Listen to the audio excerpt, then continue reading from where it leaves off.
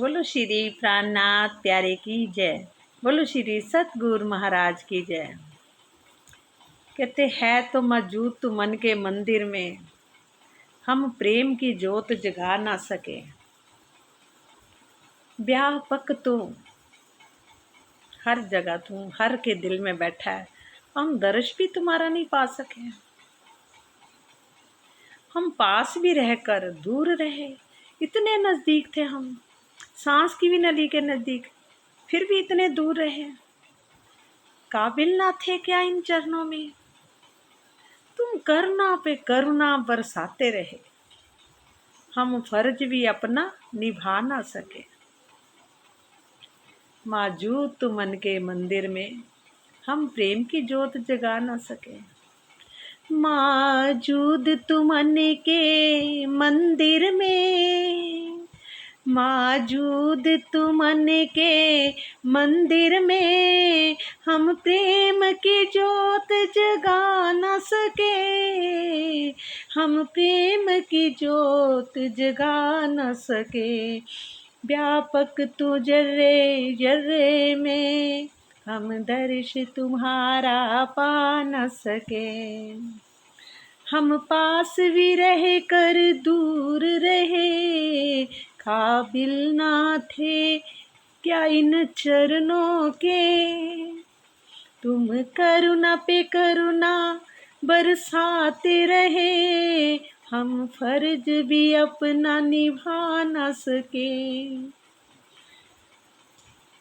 हे धनी, तो कितना हमारे पास होते हुए भी हम तुझे देख ही नहीं सके।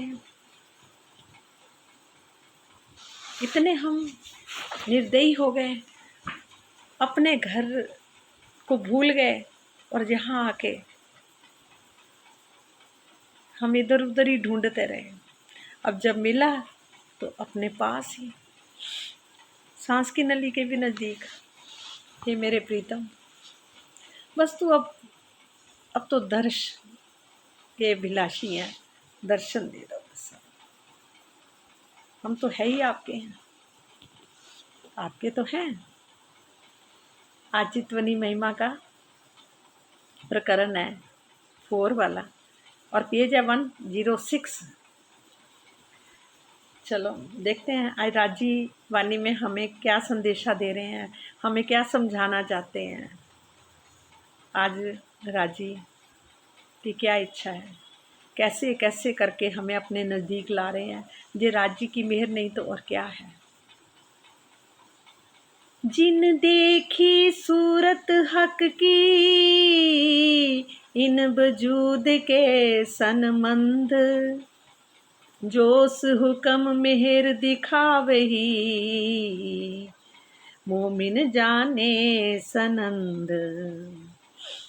इस पंच भौतिक तन को प्राप्त कर जिसने भी अक्षरातीत की शोभा का दर्शन किया, मतलब इस पंच भौतिक तन के द्वारा ही हमें मिले ना हमारे प्रीतम। तो कहते हैं कि इस पंच भौतिक तन को प्राप्त करके जब आत्मा को ये तन प्राप्त हुआ है, तो जिसने भी मतलब किसी ने भी जिसने भी अक्षरातीत की शोभा का दर्शन किया, उसने धनी की मेहर, जोश और आवेश के द्वारा ही ये सफलता प्राप्त की है। किसके द्वारा? धनी की मेहर, जोश और आदेश के द्वारा ही। उनका ही आदेश होता है, उनका ही जोश काम करता है, उनकी ही मेहर होती है, तभी सफलता प्राप्त की जा सकती है, तभी हमें सफलता मिलेगी। और इस रहस्य को मात्र ब्रह्म सृष्टियाँ ही जानती हैं। ये सबसे बड़ा रहस्य। क्या चाहिए अब? उनकी मेहर, जोश और उनका आदेश। ये तीनों चीज़ें याद कर लो। चलो सुंदर साथी याद करें क्या क्या है। धनी जी की मेहर से और उनके जोश से और उनके आदेश से, वो उनका हुक्म होता है तो ये सफलता प्राप्त होती है उनके दर्शन करने की। प्रेम के भावों में भरकर, क्या बोला? प्रेम के भावों में भरकर अक्षरातीत की शोभा का ध्यान करने पर धनी का जोश प्राप्त होता है। प्रेम के भावों, जब हम प्रेम से भर जाते हैं अपने प्रीतम के साथ, तो अक्षरातीत की शोभा का ध्यान करने पर और उनका शोभा का भी ध्यान करने पर धनी का फिर क्या मिलता हमें? जोश प्राप्त होता है। धनी का जोश प्राप्त होता है। इस जोश के बिना आत्मिक दृष्टि कभी भी निराकार को पार नहीं कर सकती। मतलब उनका जोश ही हमारे भीतर, कहते हैं अक्षरातीत का क्या है? जोश। जब उनका जोश हमें मिल जाता है, जब हम प्रेम, पहले कहते पहले प्रेम से भर जाना, भर के जब हम उनको याद करें, उनकी शोभा को याद करें, हैं तो ध्यान करें उनका, तब क्या होता है? हमें उनका जोश प्राप्त होता है। और जोश के बिना आत्मिक दृष्टि कभी भी निराकार को पार नहीं कर सकती। जोश प्राप्त होने पर, जब उनका जोश आता है, फिर क्या होता है? बेहद तक होने पर, बेहद जो जोग माया है, बेहद तक आत्मिक दृष्टि पहुंचती है। सबसे पहले कहाँ तक अपनी हमारी आत्मिक दृष्टि पहुंचती है? बेहद तक।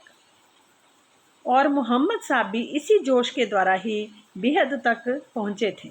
कौन? मोहम्मद जी। वो भी मतलब उसी जोश से ही वो वहाँ तक पहुँचे थे।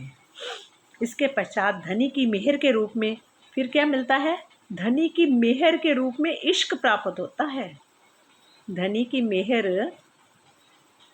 कहते हैं कि इसके पश्चात धनी की मेहर के रूप में इश्क प्राप्त होता है। फिर उसके बाद इश्क प्राप्त होता है, जिसके द्वारा आत्मिक दृष्टि फिर मूल मिलावे में पहुंचती है और अपने प्राण वल्लभ का दीदार करती है।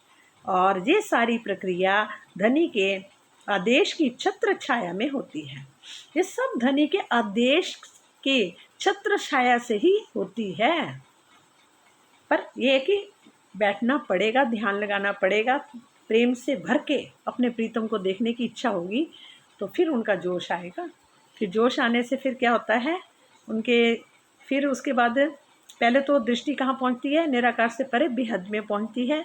फिर उसके बाद उनका इश्क प्राप्त होता है, उनकी, वो भी उनकी मेहर से, हमारे प्रीतम की मेहर से ही फिर हमें उनका क्या मिलता है?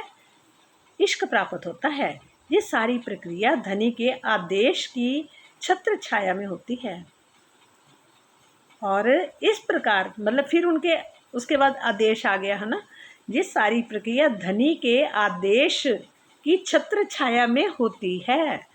इस प्रकार कोई व्यक्ति भले ही कितना ही जोगी, तपस्वी एवं विद्वान क्यों ना हो, किंतु बिना जोश एवं प्रेम के वह निराकार विहद से परे परम धाम का साक्षात्कार नहीं कर सकता। कितने भी जोगी तपस्वी हों, वो निराकार से आगे नहीं जा पाते। और वहाँ जाने के लिए पहले तो प्रेम से भरकर फिर अक्षरातीत की शोभा का ध्यान करना, फिर उसके बाद उनका मतलब धनी जी का जोश प्राप्त होगा पहले तो। फिर उस जोश से हम क्या करेंगे? आत्मिक दृष्टि हमारी कभी भी कह रहे उनके फिर उनका जोश जब मिल जाता, फिर आत्म दृष्टि हमारी निराकार से परे जोग माया में मतलब बेहद तक पहुंच जाती है। फिर बेहद के बाद क्या होता है? धनी जी की मेहर होती, मेहर से क्या होता है? फिर इश्क प्राप्त होता है। इश्क प्राप्त होता है जिसके द्वारा आत्मिक दृष्टि जो हमारी है वो मूल मिलावे में पहुंचती है और अपने प्राण वल्लभ का दीदार करती है। ये सारी प्रक्रिया धनी के आदेश की छत्र छाया में ही रहती है। फिर उनके आदेश से ही ये सब कुछ होता है। जिन जो देखा जागते, सो देखे माहे सुपन, कानों सुनिया सो भी देखत, जाके साथ तो हक इजन, जाके साथ तो हक इजन। परम धाम की जिन आत्माओं ने जागृत अवस्था में परम धाम को देखा था, परम धाम में कि जिन आत्माओं ने जो परमहंस हुए हैं, जिन आत्माओं ने जागृत अवस्था में परम धाम को देखा था, उसे वे चितवनी द्वारा इस सपने के ब्रह्मांड में देख रही हैं। कह रहे जो परम धाम की जो भी आत्माएं थी, उन्होंने जागृत अवस्था में जब वहाँ रहते थे तो जागृत अवस्था में सब कुछ देखते थे, वहाँ का परम धाम को देखते थे, हम रोज देखते थे। तो अब यहाँ पर हम क्या करेंगे? चितवनी के द्वारा ध्यान लगाकर चितवनी के द्वारा इस सपने के ब्रह्मांड में देख रहे, मतलब वो अब आत्माएं देख रही हैं कि अपने कानों से माया के जिस ब्रह्मांड के बारे में सुना था, कि अपने कानों से माया के जिस ब्रह्मांड के बारे में सुना था उसे तो प्रत्यक्ष देख ही रही हैं। इनके साथ प्रियतम के आदेश हुक्म की शक्ति है जो ये सारी लीलाएं करवा रही हैं। एक बार फिर इनका पढ़ते। जिन जो देखिया जागते सो देखे माहे सुपन। परम धाम की जिन आत्माओं ने जागृत अवस्था में परम धाम को देखा था, अब उसे वे चितवनी द्वारा इस सपने के ब्रह्मांड में देख रही हैं। जो अपने कानों से माया के जिस ब्रह्मांड के, जब हम वहाँ सुना था कि ऐसा ब्रह्मांड है, वहाँ अग्नि जल और ऐसे सारे पत्थर मिट्टी पेड़ वृक्ष बाजू पवन, मतलब हर एक चीज़ की पूजा होती है, तो उन्होंने कहा था कि तुम भी वही करोगे। और जो हमने वहाँ कानों से सुना था, वो इस ब्रह्मांड के बारे में जो सुना था वो प्रत्यक्ष देख ही रही है, वो हमने सब कुछ प्रत्यक्ष में देखा है। इनके साथ प्रियतम के आदेश हुक्म की शक्ति भी है जो ये सारी लीलाएं करवा रही हैं। ये सारी लीलाएं कौन करवा रहे हैं? उनकी शक्ति, उनका हुक्म की जो शक्ति है, हमारे पिया जी की हुक्म की शक्ति ही ये सब कुछ करवा रही है। अधुर हरवट्टी नासिका दंत जुबान और गाल, जो अंग आया हक का दिल में उठे रूहे अंग उसी मिसाल। अधुर हरवट्टी नासिका दंत जुआ और गाल। अधर होंठ, हरवट्टी नासिका दंत जुबा गाल, जो अंग भी हक का दिल में उठे रूह अंग उसी मिसाल। जब आत्मा अपने धाम हृदय में श्री राज्य के अति सुंदर होठों, ठुड्डी, नासिका, दांतों, मुख तथा गालों की शोभा को अपने धाम हृदय में बसा लेती है, तो उसी क्रम में आत्मा के भी अंग जागृत हो जाते हैं। मतलब शोभा को अपने धाम हृदय में जब वो बसा लेती है, मतलब आत्मा अपने हृदय में बसा लेती है, तो उसी क्रम से आत्मा के भी अंग जागृत हो जाते हैं, यानी दिखने लग जाते हैं। उसके आत्मा के अंग कौन से हैं? जो पर आत्म का जो शोभा है वही उसकी भी शोभा बन जाती है, वो उसको भी अपने अंग दिखने शुरू हो जाते हैं। भावार्थ, जिस प्रकार दर्पण में, जैसे दर्पण होता है, शीशे के सामने हम खड़े होते हैं, अपने प्रतिबिंब को देखते हैं, देखकर अपने रूप का निर्धारण किया जाता है, तभी हमें पता लगता है हमारा रूप क्या है, जब हम शीशे में खड़े होकर देखते हैं। उसी प्रकार आत्मा अपने धाम हृदय में अपने परात्म का रूप, उसी प्रकार कह रहे आत्मा भी क्या होता है? अपने धाम हृदय में अपने परात्म का रूप, मतलब प्रतिबिंब देखकर अपने रूप को निर्धारण करती है। उसका प्रतिबिंब जो होता है, जैसे शीशे में अब जहाँ पर भी राजी आए हैं तो उनका एक प्रतिबिंब ही लीला चल रही है। जहाँ पर जैसे होता है ना, एक मान लो, हाँ, जैसे सूरज है, ठीक है, सूरज की किरणें चारों तरफ फैल रही है, उनका प्रकाश फैल रहा है, तो उसको जैसे मान लो ओस की बूंदें हैं, या कोई थाली है उसमें पानी पड़ा है, या कोई चीज़ भी है, शीशा पड़ा है, जब उसके अंदर, या मतलब कि ओस की बूंदें ही समझ लो, एक एक बूंद के अंदर भी वो सूरज दिखता है, प्रतिबिंब होता है ना, पर असली सूरज तो नहीं होता, उसका प्रतिबिंब होता है। कैसे? जल की बूंद के अंदर भी। उसी तरह से आत्मा के भी, मतलब कि धाम हृदय में अपने परात्म का रूप प्रतिबिंब मतलब प्रतिबिंब ही होता है, देख सकते हैं, देखकर अपने रूप को वो निर्धारित करके मेरा ये रूप है। इसके साथ ही विशेष तथ्य ये भी है कि जिस प्रकार दृष्टा दृश्य को देखते देखते अपने को भी देखने लग जाता है, उसी प्रकार आत्मा भी परात्म को देखते देखते स्वयं को भी देखने लग जाती है। क्या बोला? जैसे जिस प्रकार दृष्टा दृश्य को देखते देखते तो क्या होता है, अपने आप को भी देखने लग जाता है, उसी प्रकार आप जैसे मान लो हम सामने शीशा है, उसके अंदर हम अपने को देखेंगे तो हमारी शक्ल दिखेगी ना, तो हम देखने लग गए ना। तो उसी प्रकार आत्मा भी परात्मा को देखते देखते स्वयं को भी देखने लग जाती है। क्या करती है? स्वयं को भी देखने लग जाती है। ऐसी स्थिति आती है जब वह परात्म की जगह स्वयं को अस्तित्व अनुभव करने लगती है। ऐसी स्थिति भी आती है जब वह परात्म की जगह, जो उसका मूल स्वरूप है, उसका जो मूल मिलावे में बैठा है, तो वह परात्म की जगह स्वयं को ही अस्तित्व अनुभव करने लगती है। मतलब आत्मा स्वयं को, अपने आप को वही फील करने शुरू कर देती कि जैसे मैं ही हूँ, मैं परात्म ही हूँ।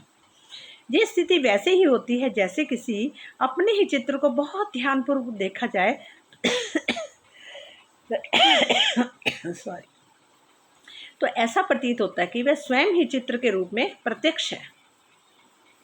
मतलब उसको ऐसे लगता है, जब हम कोई अपनी फ़ोटो देख रहे हैं, चित्र देख रहे हैं, तो कैसा लगता है कि जैसे हम ही हैं, वो खड़े हैं। मतलब उस टाइम का याद आ जाती है कि ये हमने वहाँ खड़े हुए थे, तो प्रत्यक्ष देखना शुरू कर देती है। तो उसे चित्र में एक आत्मा प्रतीत होने लगती है कि इसी प्रकार चित्वनी की प्रक्रिया में प्रतिबिंब यानी आत्मा अपने बिंब को देखकर उससे तादात्म्य में एक रूपता हो जाती है। मतलब कि उसको नहीं लगता कि वो अलग गया, मतलब आत्मा अलग है और वो अलग है, नहीं, उसको लगता कि वो मैं ही हूँ। एक रूपता एक ही मतलब रह जाती है, एक रूपता स्थापित कर लेती है। अर्थात अब आत्मा को अपना वह अंग प्रत्यक्ष दिखाई देता है। मतलब आत्मा को भी वह अंग अपना प्रत्यक्ष दिखाई देता है जो श्री राज्य अथवा परात्म का अंग देखा था। उसी प्रकार चित्वनी की गहन स्थिति में तीनों ही दिखाई देंगे, श्री राज श्यामा जी भी, परात्म भी और आत्मा भी। आत्मा को अपने जिस जिस अंग का अनुभव होगा उस अंग को उठना कहा जाएगा। मतलब वो जागृत हो जाएगा। क्या होगा? उसका अंग वो जागृत हो जाएगा। मतलब उसी को ही अंग का उठना कहा गया है। आगे की चुपाई में ये बात दर्शाई गई है, जो तू ग्रहे हक नैन को, तो नजर खुले रूह नैन, अभियासिक और मासुक के होए नैन से होए नैन से सैन, होए नैन से सैन। जो तू ग्रहे हक नैन को, तो नजर खुले रूह नैन। हे मेरी आत्मा, और यदि तू राज्य जी के अति मनोहर नेत्रों को देखती है तो तेरे नैन, तेरे भी नेत्र खुल जाएंगे। आत्मा के नेत्र भी खुल जाएंगे। कब? जब हम राज्य के नेत्रों से नेत्र मिलाएंगे, नेत्रों को देखेंगे, तब। हे मेरी आत्मा, यदि तू श्री राज्य के अति मनोहर, कह रहे ना, जो तू ग्रहे हक नैन को, जो नजर खुले रूह नैन, यदि तू राज्य के अति मनोहर नेत्रों को देखती है तो तेरे भी नेत्र खुल जाएंगे। और जब तुम्हारे नेत्रों की दृष्टि प्रीतम के नेत्रों से मिलेगी तो प्रेम के संकेत रूपी बाण चलने शुरू हो जाएंगे। दोनों के नेत्रों से नेत्र जैसे ही मिलेंगे तो प्रेम के बाण चलने शुरू हो जाएंगे। खाली बार नहीं जाता। कहते ब्रह्म अस्त्र कभी खाली नहीं जाता। कहते ना, ये भी है कि कोई ब्रह्म अस्त्र चलाता तो ब्रह्म अस्त्र अपना काम करके ही आता है। ये ब्रह्म ज्ञान है, ये खाली नहीं जाना। जितना भी हम सुनेंगे, ध्यान से सुनेंगे, ध्यान से पढ़ेंगे, ये खाली नहीं जाएगा। सबके अंदर तीर की तरह चुभ जाएगा, वो अंदर से फिर बाहर नहीं निकलेगा। ये ऐसा वाणी है, ये ऐसी वाणी है, ये ब्रह्म वाणी ऐसी वाणी है जो जितनी अंदर जो भी जाएगी अंदर ही जाएगी, वो लगेगी, वो कभी खाली बाहर नहीं जाएगा। तो मतलब कि नेत्रों से नेत्र भी मिलाएंगे तो क्या होगा? प्रेम के संकेत रूपी बाण चलने शुरू हो जाएंगे। प्रीतम की तरफ से भी इशारा आना शुरू हो जाएगा। तिरछी चित्रवन से जब वो हमें देखेंगे, मुस्कुराएंगे, उनकी मुस्कुराहट कितनी प्यारी होगी, कितनी हसीन होगी, और हमारा भी चेहरा खिल जाएगा अपने प्रीतम को देख के। देखो ये वानी हमें मिलाने के लिए, देखो आपस में कितना हमारे को समझा रही है, रास्ता बता रही है, इजी से इजी रास्ता बता रही है कि कैसे हम अपने प्रीतम से मिलें, कैसे बैठे, कैसे उनका ध्यान करें, कैसे, सारा कुछ बता रही है वानी। ये वानी हमारे लिए एक, कहते हीरे मनियों से भी बढ़कर है। हीरे मनियाँ भी जैसे होते हैं ना, वो भी हमारे इसके सामने कुछ नहीं है, तुच्छ है। इस चौपाई में उस स्थिति का वर्णन है जब आत्मा अपने धाम हृदय में ऐसा अनुभव करती है कि उसका प्रीतम उसके सन्मुख ही विराजमान है। उसको ऐसा लगता है कि उसका प्रीतम उसके सामने खड़ा है और वो उसको देख रहा है अपनी तिरछी तिरछी चितवन से। नेत्रों से नेत्र मिलते हैं। नेत्र मिलते ही क्या होता है, हमारे प्रीतम की मुस्कुराहट, उनके गाल भी हंसते हैं, उनके होंठ भी हंसते हैं, उनके जो उन्होंने आभूषण भी पहने हैं वो भी हंसते हैं, उनके ऊपर भी रौनक आ जाती है, हमारा चेहरा भी खिल जाता है उनको देख के। हमारे प्रीतम तो है, हम उन्हें नहीं देखेंगे तो किसको देखेंगे, अपने पिया को नहीं देखेंगे तो किसको देखेंगे। वो हमारे पिया है, हमारे प्रीतम है, हम उनके दिल में हैं, वो हमारे दिल में है, वो हमें देख रहे हैं तिरछी चितवन से। उनका चेहरा देखो कैसे खिला हुआ है, हंस रहा है, मुस्कुरा रहा है, गाल भी हंस रहे हैं, आंखें भी बोल रही हैं, पलकें भी बोल रही हैं, उनके माथे की बिंदिया भी मुस्कुरा रही है, कानों के कुंडल भी हिलते हिलते मुस्कुरा रहे हैं, नाच रहे हैं। उनके गले के जो भूषण भी हैं, हार भी हैं, वो भी मुस्कुरा रहे हैं, वो भी नाच रहे हैं। एक एक घुंघरू बोल रहा है, एक एक नग भी बोल रहा है।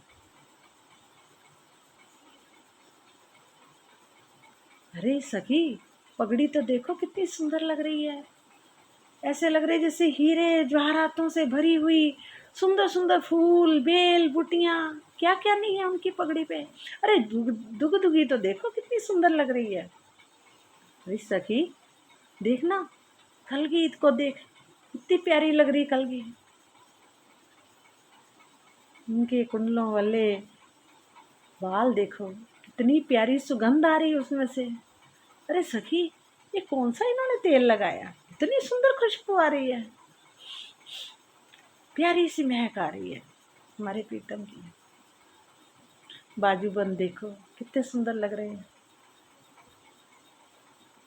हमारे प्रीतम जो है वो सुंदर नहीं तो और क्या है, सबसे संसार से देखो, सारे दुनिया में से देखो, इनके जैसा कोई सुंदर हो ही नहीं सकता, है ही नहीं है हमारे प्रीतम ने। अरे बैठे तो आप हमारे सामने ही हो, पर फिर बार बार क्यों छुप जाते हो, क्यों नहीं दिखाई देते?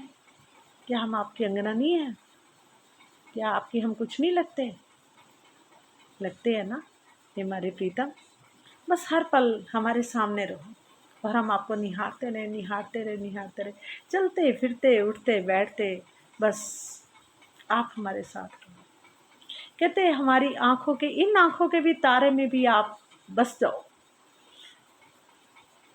इतना बस जाए कि आप बस आपकी ही छवि हो, ये मूर्ति भी आपकी ही बन जाए। हे मेरे प्रीतम, अब प्रकट हो जाओ, प्रकट हो जाओ, प्रकट हो जाओ।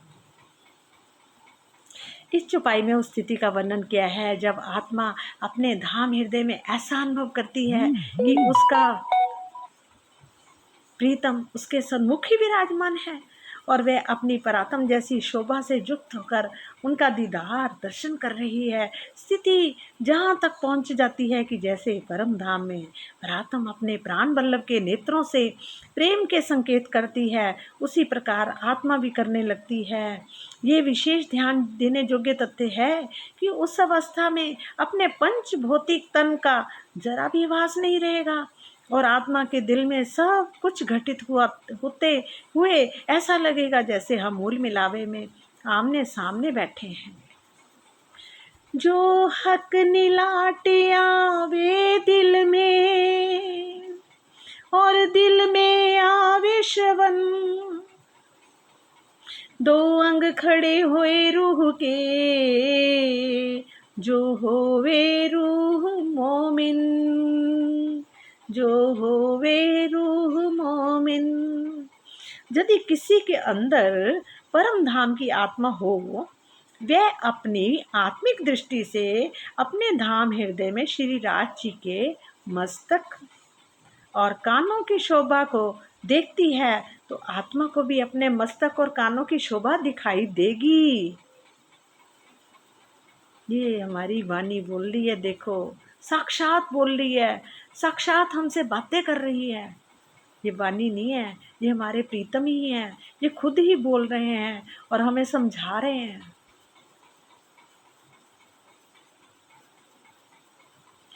इस छुपाई में ये प्रश्न होता है कि परम धाम के तन तो नूरी हैं, किंतु इस संसार में चितवनी करने पर कैसा दिखाई देता है कि वहाँ तो परम धाम के तन तो सबके नूरी हैं, प्रकाश के हैं, तो इस संसार में चितवनी करने पर फिर वो वहाँ का कैसा शरीर दिखाई देता है।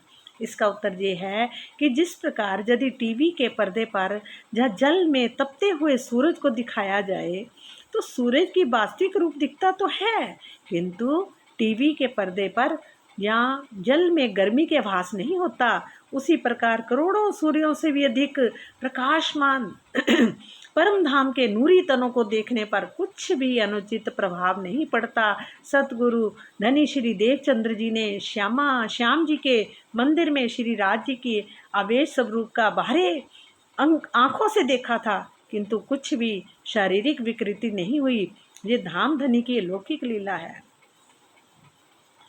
मैं बार बार श्री राजन स्वामी जी को भी नतमस्तक होकर प्रणाम कर रही हूँ, कोटि कोटि प्रणाम कर रही हूँ, जिन्होंने एक एक छुपाई का कितना अच्छा वर्णन किया कि बड़े आराम से हमें समझ आ रहा है। पहले इतनी वाणी हमें समझ नहीं आती थी, अब तो गूढ़ से गूढ़ रहस्य भी निकलने। पहले पढ़ते थे, मैं तो वैसे भी मैं ना हिंदी पढ़ती रहती थी ताकि मुझे समझ आए, बस मुझे समझने की कोशिश होती थी।